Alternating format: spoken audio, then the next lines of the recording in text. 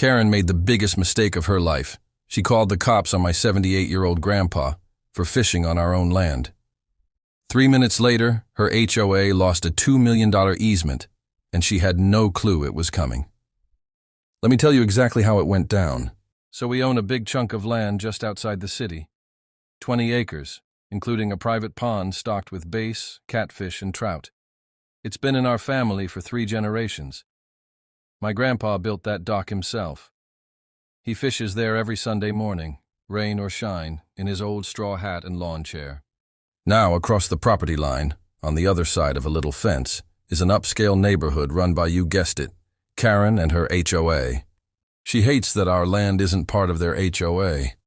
She's tried to get us to join the community and follow the guidelines more than once.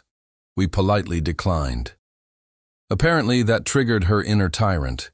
So one morning I'm sipping coffee on the porch when I see her storming down the hill from her side, phone in one hand, HOA clipboard in the other.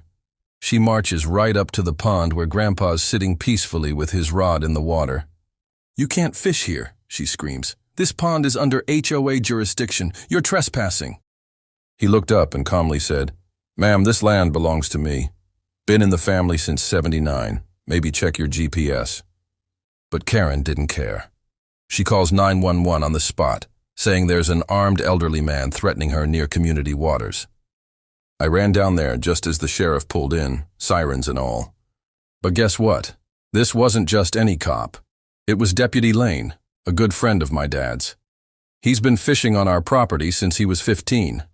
He asked Karen where the problem was, and she points to Grandpa and says, "That man has no right to be here."